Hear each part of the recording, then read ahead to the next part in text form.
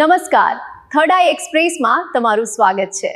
મારી ચેનલને like, share અને સબસ્ક્રાઇબ કરશો. કુંડેલી નજીક ફોર વ્હીલ અડફેટે ટુ વ્હીલર પર જઈ રહેલા દંપતીને ગંભીર ઈજાઓ પહોંચી. કુંડેલી નજીક ગંભીર અકસ્માત સર્જાયો છે. ટુ વ્હીલરને ફોર વ્હીલ ચાલકે અડફેટે લેતા બે લોકોને ગંભીર ઈજા પહોંચી છે.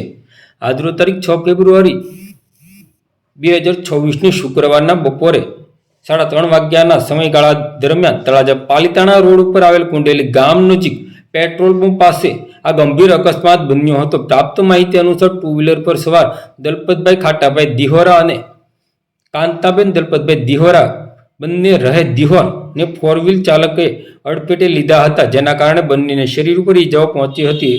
અકસ્માતની જાણ થતાં 108 ઇમરજન્સી સેવા તાત્કાલિક ઘટના સ્થળે પહોંચી હતી.